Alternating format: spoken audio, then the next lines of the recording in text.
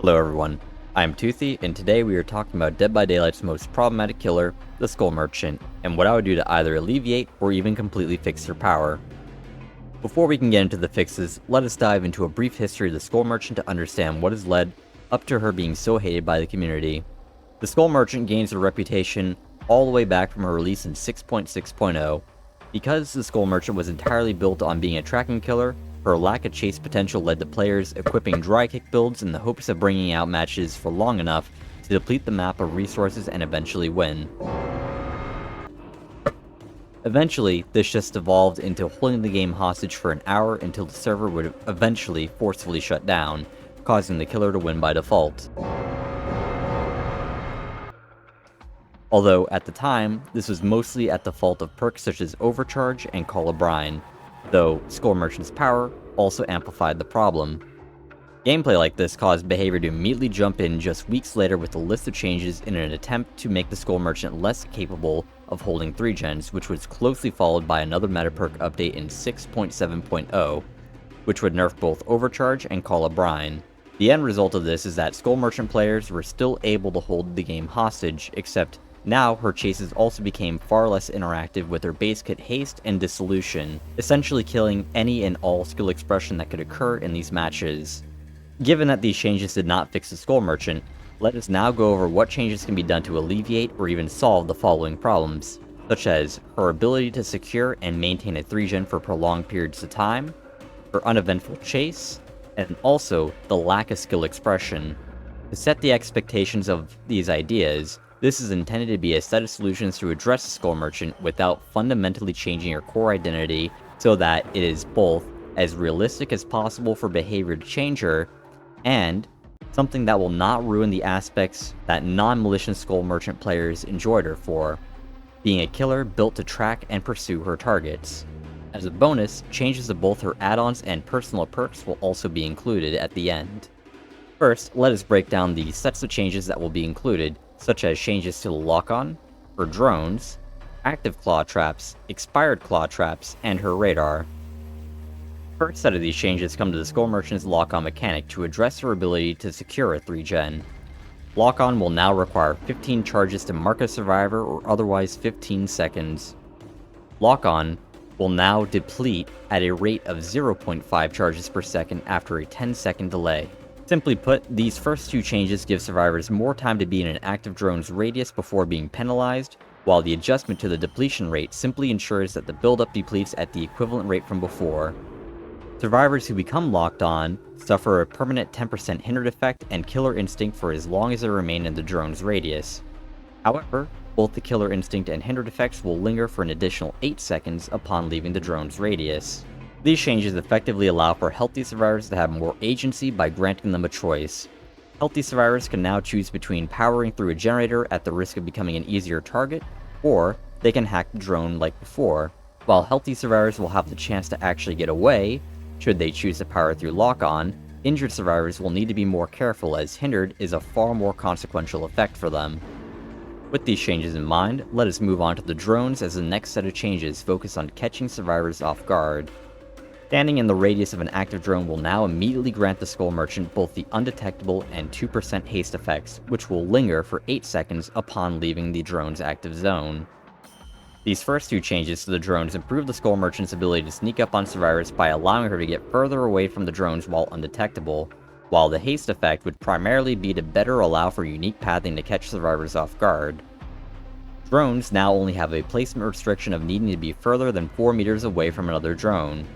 The detection radius of scouting drones are also no longer visible to survivors, though the detection cones still are. These changes would be the start of introducing some form of macro skill expression to the Skull Merchant given the context of the first set of changes to lock-on. As lock-on would no longer be featuring the exposed effect, and would have a far shorter duration than before, being able to place drones down closer together would become more necessary in order to form new webs of drones to capitalize on this shorter period of time, while survivors losing the ability to see the detection radius of scouting drones would become more necessary to make these types of plays feasible. Subsequently, the placement restriction of drones around hooks would also be removed due to the context of all the previous mentioned changes combined. The last change to the drones is a simplification of the hacking process, such as drones no longer having an unhackable duration when activated or placed. This will make it far easier to understand when a drone can or cannot be hacked, while also serving as an added precaution to reduce the Skull Merchant's ability to hold a 3-gen. The most substantial changes and the meat of this idea is a rework to the claw trap mechanic. These next changes have the goals of eliminating the Skull Merchant's ability to maintain a 3-gen, grant survivors another choice, and further introduce more opportunities of skill expression to the macro game of the Skull Merchant for both the survivors and the killer. Claw traps will now feature an active and expired state. Active claw traps will have a battery life of 60 seconds. Active claw traps no longer automatically destroy themselves when the battery dies, and pallets are no longer destroyed when vaulted by a survivor with an active claw trap. This is the first step of repurposing the claw traps, which are now purely based on providing information to the Skull Merchant during this period of time. Once an active claw trap dies, it becomes an expired claw trap, instead of self-destructing. Expired claw traps last for 30 seconds before self-destructing. Survivors with an expired claw trap can hack drones again and see the auras of other drones from up to 32 meters away. Hacking a drone with an expired claw trap disables both for 30 seconds before they are returned to the Skull Merchant's drone pool. Failure to hack a drone before the expired claw trap self-destructs will produce a loud noise notification and inflict the survivor with the oblivious effect for 30 seconds. This rework to the claw trap creates decisions for both survivors and the killer. It drastically increases the time it takes for the Skull Merchant to regain her drones back to her drone pool, and it puts an increased emphasis on finding and downing survivors with claw traps on, while granting a larger window of time to do so. Survivors also gain an incentive to hack drones by gaining a potential opportunity to quickly take out multiple drones at the same time, reducing the number of players needed to shut down the Skull Merchant's web of drones at the cost that she gains some built-in slowdown. As this is a lot of downtime before the Skull Merchant is able to regain her drones, there is a final set of changes needed to complete her base kit update, which comes down to her radar, or otherwise, her incremental reward for each survivor being tracked. As fewer survivors will be needed to take all of her drones offline, the Skull Merchant will need stronger incremental effects than before, such as a 4, 7, 9, or 10% haste effect, depending on the number of survivors being tracked, and then in addition to that, a 16, 24, 28, or 30% vault speed bonus depending on the number of survivors being tracked on that as well.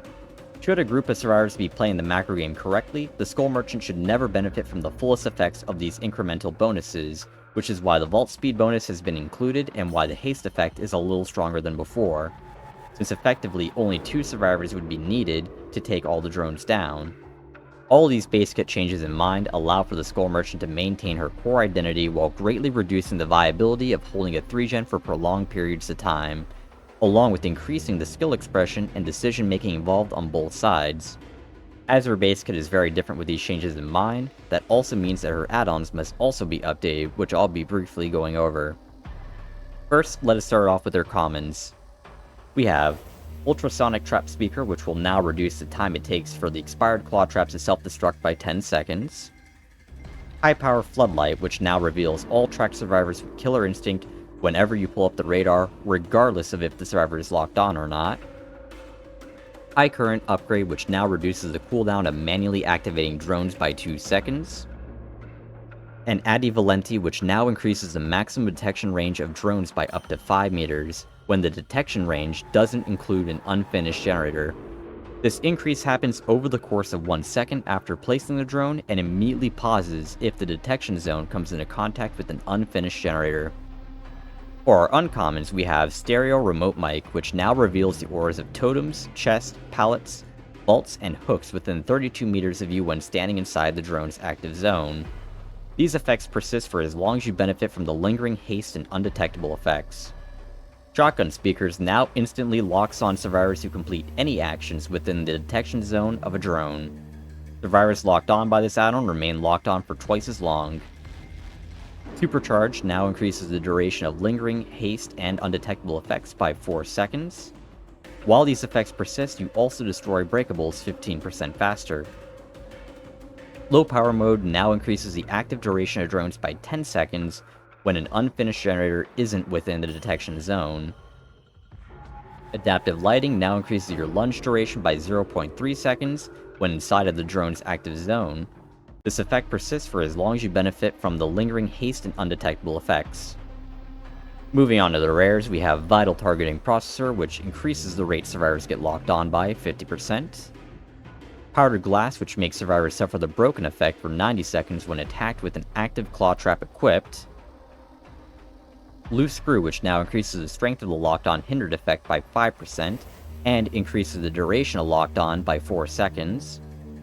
Infrared Upgrade, which remains the same, revealing the auras of survivors for 4 seconds whenever their claw trap is destroyed, though this will also include hacking a drone with an expired claw trap. Brown Noise Generator, which now increases the drone count by 1.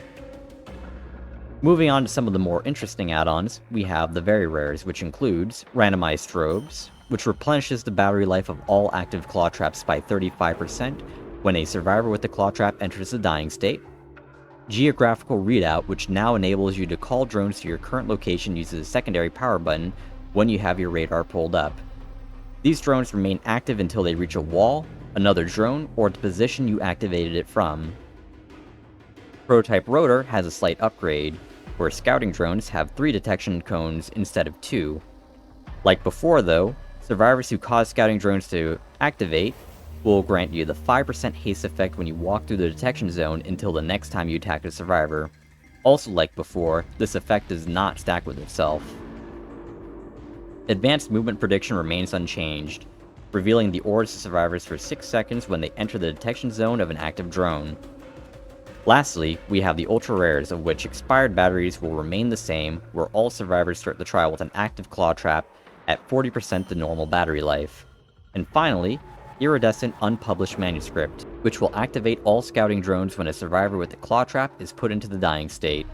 All survivors standing within the range of the scouting drone when this add-on activates will scream and immediately become locked on.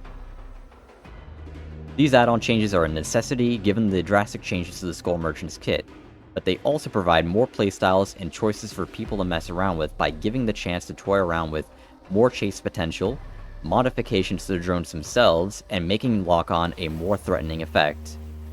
As a bonus, I have also prepared perk updates for the Skull Merchant's 3 teachable perks. Leverage now gains a token for each time you hook a unique survivor. Hooking a survivor activates Leverage for 60 seconds, reducing the healing speed of all survivors by 15% per token to a maximum of 60%.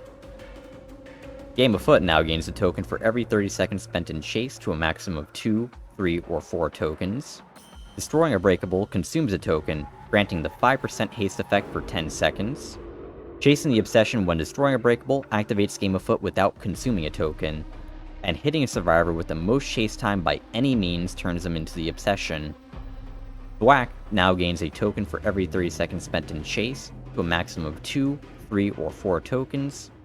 At the cost of a token, destroying a Breakable causes all survivors within 32 meters of you to scream and reveal their auras for 5 seconds.